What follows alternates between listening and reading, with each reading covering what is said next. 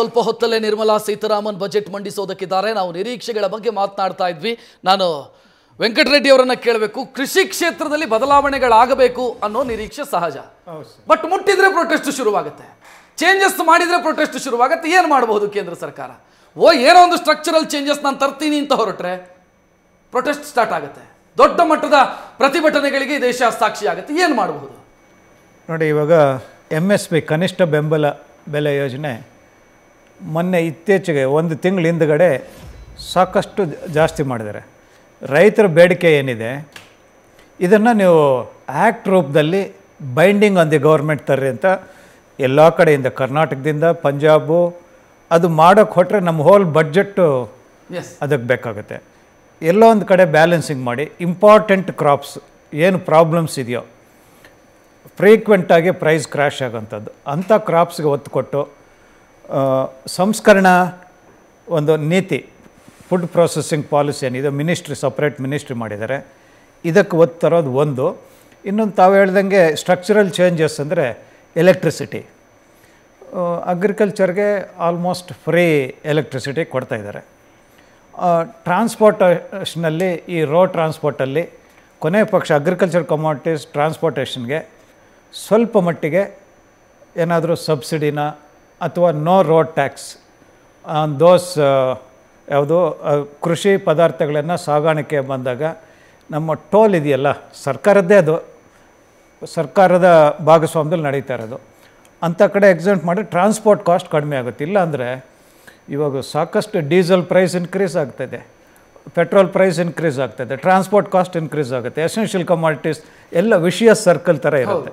ಕೊನೆಯ ಪಕ್ಷ ಈ ಟ್ರಾನ್ಸ್ಪೋರ್ಟ್ ಕಾಸ್ಟ್ ಏನಿದೆ ಅದನ್ನು ರೆಡ್ಯೂಸ್ ಮಾಡೋಕ್ಕೆ ಒಂದು ಪಾಲಿಸಿ ತರಬೇಕು. ನಂತರ ಈ MSPನ ಪ್ರಾಬ್ಲಮ್ ಏನಿದೆಯೋ ಅಂಥ ಕಮಾಡಿಟೀಸ್ನ ಅಡ್ರೆಸ್ ಮಾಡಿದರೆ, ಇವಾಗ ಅಲ್ಲ, ಕೃಷಿಕರಿಂದ ನೇರವಾಗಿ ಖರೀದಿಸಿ ಅಂತ ನಾನು ನಿಯಮ ಮಾಡೋದಕ್ಕೆ ಹೋದರೆ ಹರಿಯಾಣ, ಉತ್ತರ ಪ್ರದೇಶದ ತಾವ ಆಗಲೇ ಹೊತ್ತಿ ಉರಿಯುತ್ತೆ, ಕಷ್ಟ ಆಗುತ್ತೆ. ಅದನ್ನು ನೀವು ಟ್ರಾನ್ಸ್ಪೋರ್ಟ್ ಕಟ್ ಆಗಬೇಕು ಅಥವಾ ಟ್ರಾನ್ಸ್ಪೋರ್ಟ್ ಚಾರ್ಜ್ ಕಟ್ ಆಗಬೇಕು ಅಂತ ನನ್ನ ಕೃಷಿ ಭೂಮಿಗೆ ಬಂದು ಖರೀದಿ ಮಾಡೋದಕ್ಕೆ ವ್ಯವಸ್ಥೆ ಮಾಡಿಕೊಡ್ತೀನಿ, ಬಟ್ ಅದಕ್ಕೆ ಪ್ರೊಟೆಸ್ಟ್ ಆಗುತ್ತೆ. APMC ಮುಖಾಂತರನೇ ಖರೀದಿ ಆಗಬೇಕು, ಬೇರೆ ಕಡೆಯಿಂದ ಆಗಬಾರ್ದು. ಟ್ರೇಡರ್ಸು, ಕಮಿಷನ್ ಏಜೆಂಟ್ಸ್ ಇರ್ತಾರಲ್ಲ, ಅವ್ರ ಮುಖಾಂತರ ಆಗ್ತಾಯಿದೆ ಇವಾಗ ಪಂಜಾಬಲ್ಲಿ. ಅದರ ಬದಲಾಗಿ ನೇರವಾಗಿ ಮಾರ್ಕ್ ಫೆಡ್ ಅಥವಾ ನಿಮ್ಮ ಫುಡ್ ಕಾರ್ಪೊರೇಷನ್ನು ಅಂಥ ಏಜೆನ್ಸಿ ನೇರವಾಗಿ ರೈತರ ಹತ್ರ ಕಲೆಕ್ಟ್ ಮಾಡಿದ್ರು. ಆಂಧ್ರ ಪ್ರದೇಶದಲ್ಲಿ ಸ್ವಲ್ಪ ಇನಿಷಿಯೇಟ್ ಮಾಡಿದರು, ಅದು ಇವಾಗ ಸರ್ಕಾರ ಬದಲಾವಣೆ ಆದಮೇಲೆ ಏನಾಯ್ತೋ ಗೊತ್ತಾಗಲಿಲ್ಲ. ಆ ಥರ ಮಾಡೋದ್ರಿಂದ ರೈತರಿಗೆ ಅನುಕೂಲ, ಸರ್ಕಾರದ ಬರ್ಡನ್ನು ಕಡಿಮೆ ಆಗುತ್ತೆ. ಬಟ್ ಇದು ಎಷ್ಟರ ಮಟ್ಟಿಗೆ ಸರ್ಕಾರ ಉತ್ತಮ ಮುಂಗಾರಿನ ಮುನ್ಸೂಚನೆ ಕಾಣ್ತಾ ಇದೆ ಇಡೀ ದೇಶದಲ್ಲಿ, ಇವಾಗಲೇ ಪ್ಲಾನ್ ಮಾಡಬೇಕು. ಸೊ ಏನ್ ಮಾಡಬಹುದು ಅಂದ್ರೆ ಇಮಿಡಿಯೇಟ್ ರೈತನಿಗೆ ಕೊಡಬೇಕಾಗಿರೋದು ಏನು? ಒಬ್ಬ ರೈತನಿಗೆ ಸರ್ಕಾರ ಈ ಹಂತದಲ್ಲಿ ಕೊಡಬೇಕಾಗಿರೋದು ಯಾವುದು? ಈ ತಕ್ಷಣ ಈ ಕ್ರಾಪ್ ಪ್ರೊಡಕ್ಷನ್ ಲೋನ್ಸ್ ಏನಿದೆಯೋ, ಕಿಸಾನ್ ಕ್ರೆಡಿಟ್ ಕಾರ್ಡ್ಸು, ಅದನ್ನು ಆಕ್ಟಿವೇಟ್ ಮಾಡಿ 20 ಲಕ್ಷ ಕೋಟಿ ಏನು ಟಾರ್ಗೆಟ್ ಕೊಟ್ಟಿದ್ದಾರೋ ಸರ್ಕಾರ, ಅದನ್ನು ಡಿಸ್ಪರ್ಸ್ ಮಾಡೋ ಥರ ಮೊದಲು ನೋಡಬೇಕು ಪ್ರೊಡಕ್ಷನ್ನು. ಇನ್ನೊಂದು 3 ಮಂತ್ಸಲ್ಲಿ ಹಾರ್ವೆಸ್ಟ್ ಸೀಸನ್ಗೆ ಇವರು ಮೊದಲೇ ಇವಾಗ ಪ್ಲ್ಯಾನ್ ಮಾಡ್ಕೋಬೇಕು, ಬಡ್ಜೆಟಲ್ಲೂ ಹಾಕಬೇಕು. ಒಂದು 10,000 ಕೋಟಿ ರಿವಾಲ್ವಿಂಗ್ ಫಂಡ್ ಪ್ರಾವಿಷನ್ ಮಾಡಲಿ ಟು ಪರ್ಚೇಸ್ ಆ್ಯಂಡ್ ಸೆಲ್. 10,000 ಕೋಟಿ ಲಾಸ್ ಆದರೂ ಚಿಂತೆ ಇಲ್ಲ, ರೈತರ ಹತ್ರ ಖರೀದಿ ಮಾಡೋದು, ಓಪನ್ ಮಾರ್ಕೆಟಲ್ಲಿ ಮಾರಾಟ ಮಾಡೋದು. ಇದಕ್ಕೆ ಏನೋ ಒಂದು ಈ ಪ್ರೈಸ್ ಸ್ಟೆಬಿಲೈಸೇಷನ್ಗೆ ಇವಾಗ ಅವರು ಒಂದು ಯೋಜನೆ ತಂದರೆ ಆ ಕ್ರೈಸಿಸ್ ಏನಾದ್ರು ಅಂದ್ರೆ ತಾವು ಹೇಳ್ತಾ ಇರೋದು ಈ ಭಾರತ ಅಕ್ಕಿ ರೀತಿಯಲ್ಲಿ ಮಾಡಬೇಕು ಅಂತ, ಆ ಥರ ಭಾರತ ಅಕ್ಕಿ ಅಂತ ಕೇಂದ್ರ ಸರ್ಕಾರ ಈಗ ಮತ್ತೆ ಸ್ಟಾರ್ಟ್ ಮಾಡ್ತೀವಿ ಅಂತ ಪ್ರಹ್ಲಾದ್ ಜೋಶಿ ಹೇಳಿದರು. ಸೊ ಅಂಥದ್ದು ಎಲ್ಲದಕ್ಕೂ ಆಗಬೇಕು ಅಂತ ಮಾಡಿ major commodities, potato, onion, tomato, wheat, rice, major ಈ 5 ಕಮಾಡಿಟೀಸ್ಗೆ ಒಂದು ಮಾರ್ಕೆಟ್ ಇಂಟರ್ವೆನ್ಷನ್ ಸ್ಕೀಮ್ MSP ರೂಪದಲ್ಲಿರ್ಬೋದು ಅಥವಾ ಬೇರೆ ರೂಪದಲ್ಲಿರ್ಬೋದು, ಇಂಟರ್ವ್ಯೂನ್ ಆಗಿ ಈವಾಗಲೇ ಪ್ಲ್ಯಾನ್ ಮಾಡಿಕೊಂಡು ಈ ಬಡ್ಜೆಟಲ್ಲಿ ಒಂದು 10,000 ಕೋಟಿ ಅದಕ್ಕೆ ಮುಡುಪಾಗಿಟ್ಟರೆ ಕೊನೆ ಪಕ್ಷ ಅದನ್ನು ಕಂಪ್ಲೀಟ್ 100% ಖರೀದಿ ಮಾಡಬೇಕಾಗಿಲ್ಲ ಸರ್. ಒಂದು 20% ಮಾರ್ಕೆಟಬಲ್ ಸರ್ಪ್ಲಸ್ಸಲ್ಲಿ ಸರ್ಕಾರ ಖರೀದಿ ಮಾಡಿದೆ ಅಂದರೆ ಪ್ರೈಸ್ ಸ್ಟೆಬಿಲೈಸ್ ಆಗುತ್ತೆ. ಇಲ್ಲ ಅಂದರೆ ದರ ಕುಸಿತದೆ, ರೈತರು ಬೀದಿಗೆ ಬರ್ತಾರೆ, ಇದೇ ಸರ್ಕಾರಗಳೂ ಅನ್ಪಾಪ್ಯುಲರ್ ಆಗುತ್ತೆ. ಅದಕ್ಕಿಂತ ಮುಖ್ಯವಾಗಿ ರೈತರಿಗೆ ಅನುಕೂಲ ಆಗಬೇಕು, ಕನ್ಸ್ಯೂಮರ್ಸ್ಗೂ ಅನುಕೂಲ ಆಗಬೇಕಾ. ಕನ್ಸ್ಯೂಮರ್ಸ್ಗೆ ರೇಟ್ ಬಿದ್ದರೆ ಬಹಳ ಸಂತೋಷ, ರೇಟ್ ಜಾಸ್ತಿ ಹೋದರೆ ಇವರು ಸರ್ಕಾರದ ಮೇಲೆ ಇದಾಗುತ್ತೆ. ಇಲ್ಲ, ಕನ್ಸ್ಯೂಮರ್ಸ್ ಇದು ಒಂದು ಪ್ರಾಬ್ಲಮ್ ಇದೆ ಸರ್. ನಾನು ಟೊಮೆಟೊಗೆ 100 ರೂಪಾಯಿ ಕೊಟ್ಟು ಖರೀದಿ ಮಾಡೋದಕ್ಕೆ ರೆಡಿ ಇದ್ದೀನಿ, ಕೊಟ್ಟ ದುಡ್ಡು ರೈತರಿಗೆ ಹೋಗುತ್ತೆ ಅಂತಂದ್ರೆ ಖುಷಿ ಪಡೋಣ, ಯಾರ್ಯಾರು ಅದ್ರಲ್ಲಿ ಹಬ್ಬ ಮಾಡ್ತಾರೆ ಅಂತಂದ್ರೆ ನಾನು ಯಾಕೆ ಖುಷಿ ಪಡ್ಲಿ ಅಂತ. ಅಲ್ಲ, ಇಲ್ಲಿ ಸಿಸ್ಟಮ್ ಹೇಗಿದೆ ಅಂದರೆ ಪೂರೈಕೆ ಸರಪಳಿಯಲ್ಲಿ ಟ್ರಾನ್ಸ್ಪೋರ್ಟರ್ ಬದುಕಬೇಕು, ಕಮಿಷನ್ ಏಜೆಂಟ್ ಬದುಕಬೇಕು, ರಿಟೇಲರ್ ಬದುಕಬೇಕು, ಅಲ್ಲಿ ಇಲ್ಲಿ ವೇಸ್ಟೇಜು ಡ್ಯಾಮೇಜು, ಬಟ್ ಮೇಜರ್ ಹೋಗಲ್ಲ ಅಂತ ರೈತರಿಗೆ. ಅದೇ ಇದನ್ನು ಹೆಂಗೆ ಈ ಸಪ್ಲೈ ಚೈನ್ ವ್ಯಾಲ್ಯೂ ಚೈನಲ್ಲಿ ಈ ಅಂಶಗಳನ್ನು ಸ್ವಲ್ಪ ವೈಜ್ಞಾನಿಕವಾಗಿ ಸ್ಟ್ರೀಮ್ಲೈನ್ ಮಾಡೋದಕ್ಕೆ ಒಂದು ಸ್ಕೀಮೇ ತರಬೇಕು ಸರ್. ಗೌರ್ಮೆಂಟ್ ಆಫ್ ಇಂಡಿಯಾ ಈ ಸಪ್ಲೈ ಚೈನ್ ವ್ಯಾಲ್ಯೂ ಚೈನಲ್ಲಿ ಲಾಜಿಸ್ಟಿಕ್ಸ್ಗೆ ಒತ್ತು ಕೊಟ್ಟರೆ, ಆವಾಗ ತಾವು ಹೇಳ್ದಂಗೆ 100 ರೂಪಾಯಿ ಟೊಮೆಟೊ ಇದ್ದರೆ ಕೊನೆ ಪಕ್ಷ 60 ರೂಪಾಯಿ ರೈತರಿಗೆ ಹೋದರೆ, ಇವಾಗ ಆ ಥರ ಇಲ್ಲ ಸರ್. ಸುರೇಶ್ ಅವರು ಹೇಳಿದಕ್ಕೆ ಒಂದು ಹೇಳ್ತೀನಿ. ಸುಮಾರು ಅಗ್ರಿಟೆಕ್ ಕಂಪ್ನಿಗಳು ಸ್ಟಾರ್ಟಪ್ ವಿಷಯಕ್ಕೆ ಬಂದರೆ ಸುಮಾರು ಅಗ್ರಿಟೆಕ್ ಕಂಪ್ನಿಗಳು ಒಂದು 8-10 ವರ್ಷದಿಂದ ಶುರುವಾದವು. ಇವತ್ತೆಲ್ಲ ಎಲ್ಲ ಅಗ್ರಿಟೆಕ್ ಕಂಪನಿಗಳು ಇವತ್ತು ಅವ್ರು ಯಾವ ಥರ ಬಿಹೇವ್ ಮಾಡ್ತಾರೆ ಅಂದರೆ ನಮ್ಮ ಹಳೆ ಕಮಿಷನ್ ಏಜೆಂಟ್ಸ್ ಅಂತ ಏನು ಹೇಳ್ತೀವಿ ಆ ಥರ ಬಿಹೇವ್ ಮಾಡ್ತಾರೆ. ವ್ಯವಸ್ಥೆಯಲ್ಲಿ ನೀವು ಯಾವುದೇ ಸ್ಟಾರ್ಟಪ್ ಅಂದರೆ ವ್ಯವಸ್ಥೆಯ ಭಾಗ ಆಗುತ್ತೆ. ಅವರು ಒಂದು ಮುಖ್ಯವಾದ ವಿಷಯ ಹೇಳಿದ್ರು. ನಮ್ಮ ದೇಶದಲ್ಲಿ ಒಂದು ಕ್ಯಾಶ್ಗೆ ಮತ್ತು ಕ್ಯಾಶ್ ಫ್ಲೋ ಮಧ್ಯೆ ಇರೋ ಡಿಫ್ರೆನ್ಸ್ನ ಅರ್ಥ ಮಾಡ್ಕೋಬೇಕು. ಎಷ್ಟೊಂದು ಸಲ ಸಮಸ್ಯೆ ಕ್ಯಾಶ್ದಲ್ಲ, ಕ್ಯಾಶ್ ಫ್ಲೋದು ಸೂಕ್ತವಾದಂಥ ಸಮಯದಲ್ಲಿ ದುಡ್ಡಿರೋದು ಮುಖ್ಯವಾಗುತ್ತೆ. ನೀವು ಯಾವತ್ತೋ ದಿನ 10,000 ರೂಪಾಯಿ ಕೊಡೋದಕ್ಕಿಂತ ಇವತ್ತಿನ ದಿನ 3,000 ಕೊಟ್ಟರೆ ಹೆಚ್ಚು ಉಪಯೋಗ ಆಗುತ್ತೆ. ಆದ್ದರಿಂದ ಮೊದಲನೇದು ಅಲ್ಲಿ ಬೇಕಾಗಿರ್ತಕ್ಕಂಥ ವೇಗ ಏನಿದೆ, ಎಷ್ಟು ಬೇಗ ರೆಸ್ಪಾಂಡ್ ಮಾಡ್ತೀರಾ ಅನ್ನೋದು ಮುಖ್ಯವಾಗುತ್ತೆ. ಎರಡನೇದು ಈ ಚಿಕ್ಕ ಚಿಕ್ಕ ಯೋಜನೆಗಳನ್ನು ಮರೆತು ನೀನು ಇದನ್ನು ಸಾಲ್ವ್ ಮಾಡಬೇಕಾದ್ರೆ 10,000 ಕೋಟಿ ಬೇಕು, ಸೊ 10,000 ಕೋಟಿ ಖರ್ಚು ಮಾಡ್ತೀನಿ ಅನ್ನೋದು ಆ ಬದ್ಧತೆಯನ್ನು ತೋರಿಸಿದ್ರೆ ಸಂಪೂರ್ಣವಾಗಿ ಒಂದು ಈ ಪ್ರಾಬ್ಲಮ್ನ ಸಾಲ್ವ್ ಮಾಡೋದಕ್ಕೆ ನಾನು 20% ತಗೋತೀನಿ, ಅದಕ್ಕೆ ಇಷ್ಟು ದುಡ್ಡು ಬೇಕು, ಅದಕ್ಕೋಸ್ಕರ ಈ ಥರ ಮಾಡ್ತೀನಿ ಅಂತ ನೀವು ಬಡ್ಜೆಟ್ ಏನಿದೆ ಅಲೋಕೇಶನನ್ನು ಸ್ವಲ್ಪ ಕಾಂಪ್ರಹೆನ್ಸಿವ್ ಆಗಿ ನೋಡಿದ್ರೆ ಹೆಚ್ಚು ಉಪಯುಕ್ತ ಅನಿಸುತ್ತೆ. ಈ ಚಿಕ್ಕದ 50 ಕೋಟಿ 60 ಕೋಟಿದು ಒಂದು 60 ಪ್ಲ್ಯಾನ್ ಮಾಡೋ ಬದಲು ಒಂದು 10,000 20,000 ಕೋಟಿದು ಒಂದು ಯೋಜನೆಯನ್ನು ಕೈಗೆ ತೊಗೊಂಡ್ರೆ ಸಾಕಷ್ಟು ಯಾವುದೇ ಒಂದು ರಂಗಕ್ಕೆ ಒಂದು ರೀತಿಯಿಂದ ಇಂಪ್ಯಾಕ್ಟ್ ಸಿಗುತ್ತೆ ಅಂತ ಅನಿಸುತ್ತೆ ನನಗೆ. ಸರ್ ಸರ್ಕಾರದ ಮುಂದೆ ಈಗ ಇನ್ನೂ ಒಂದು ಪ್ರಸ್ತಾಪನೂ ಇದೆ. ಈ ಫುಡ್ ಇನ್ಫ್ಲೇಷನ್ ಇಂಡೆಕ್ಸ್ ಎಲ್ಲ ಜಾಸ್ತಿ ಆಗ್ತದೆ, ಅದೇ ಹೇಳ್ದಂಗೆ ಟೊಮೊಟೊ ಬೆಲೆ ಜಾಸ್ತಿ ಆಗುತ್ತೆ.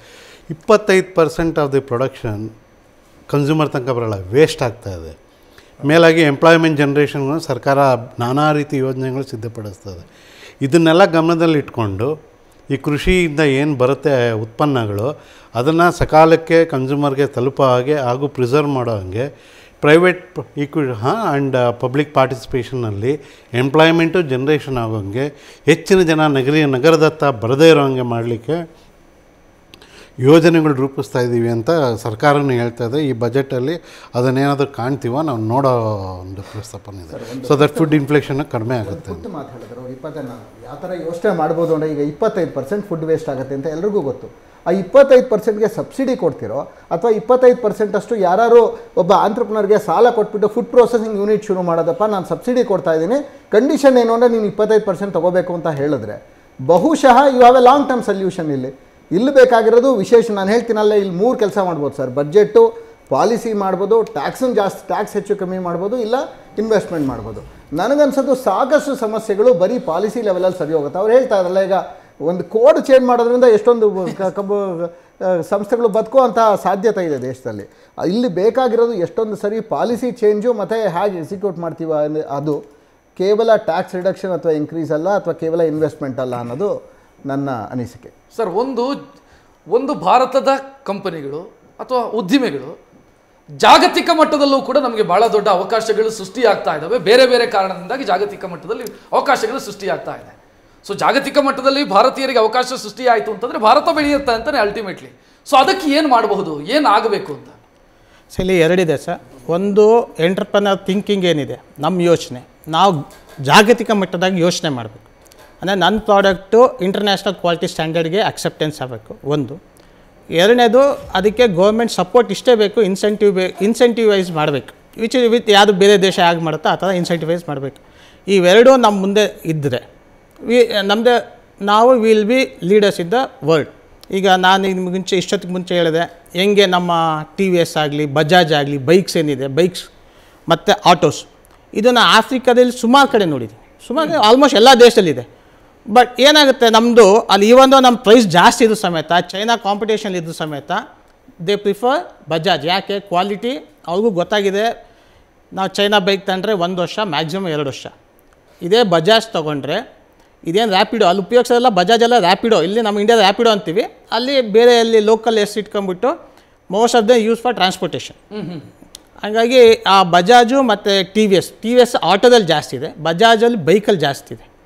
ಇದೇ ಥರ ಈವನ್ ಕಾರ್ ಕಂಪ್ನಿ, ಈ ಕಾರಲ್ಲಿ ನಮ್ಮ ದೇಶದ 4.5 ಮಿಲಿಯನ್ ಕಾರ್ಸ್ ನಾವು ಮ್ಯಾನುಫ್ಯಾಕ್ಚರ್ ಮಾಡಿ ಇಂಡಿಯಾದಲ್ಲಿ ಸೇಲ್ಸ್ ಮಾಡ್ತೀವಿ. ಈಗ ಆಲ್ಮೋಸ್ಟ್ ಒಂದು 4-5 ಇಯರ್ಸಿಂದ ಹೊಂಡಾ ಕಂಪ್ನಿ ಬಂದಮೇಲೆ ಎಕ್ಸ್ಪೋರ್ಟ್ ಮಾಡ್ತೀವಿ, ಇವನ್ ಸುಜುಕಿ ಎಕ್ಸ್ಪೋರ್ಟ್ ಮಾಡ್ತೀವಿ. ಇದನ್ನೇ ನಾವು ಜಾಗತಿಕ ಮಟ್ಟದಾಗ ಯೋಚನೆ ಮಾಡಿದರೆ ನಾವು ಅದನ್ನು ಕಾರ್ನ ಎಕ್ಸ್ಪೋರ್ಟ್ 10 ಮಿಲಿಯನ್ ಮ್ಯಾನುಫ್ಯಾಕ್ಚರ್ ಮಾಡಿ let's target for 6 million export. ಅಲ್ಲಿ ಏನು ತೊಡಕಿದೆ ನನಗೆ, ಈಗ ನಾನೊಂದು ಇಂಡಸ್ಟ್ರಿ ಮಾಡ್ಬೇಕು, ನನಗೆ ಏನೋ ತೊಡಕಿದೆ, ಇಲ್ಲ ನಂಗೆ ಟ್ಯಾಕ್ಸೇಷನ್ ಇಶ್ಯೂ ಇರ್ಬೋದು, ಲೇಬರ್ ಇಶ್ಯೂ ಇರ್ಬೋದು, ನನ್ನ ಎಲೆಕ್ಟ್ರಿಸಿಟಿ ಜಾಸ್ತಿ ಇರ್ಬೋದು. ಈ ಇಶ್ಯೂನ ಗೌರ್ಮೆಂಟು ಸಮಾಲೋಚನೆ ಮಾಡಿ ಅಡ್ರೆಸ್ ಮಾಡಿದರೆ then will become competent in the international market. So ಇದು ನಮ್ಮ ಯೋಚನೆ, ಆ್ಯಸ್ ಎ ಎಂಟರ್ಪ್ರೈನರ್ ನನ್ನ ಯೋಚನೆ ಅದೇ ಥರ ಇರಬೇಕು. ಇದು ಗೌರ್ಮೆಂಟ್ ಸಪೋರ್ಟ್ ಮಾಡಬೇಕು. ಎಸ್, ಮಾತನಾಡೋಣ. ನನಗೊಂದು ಬ್ರೇಕ್ನ ಸಮಯ, ಇನ್ನೇನು ಸ್ವಲ್ಪ ಹೊತ್ತಲ್ಲೇ ಬಜೆಟ್ ಮಂಡನೆಯ ಪ್ರಕ್ರಿಯೆ ಆರಂಭ ಆಗೋದಕ್ಕಿದೆ. ಮಾತನಾಡೋಣ ಚಿಕ್ಕ ಬ್ರೇಕ್ ನಂತರ.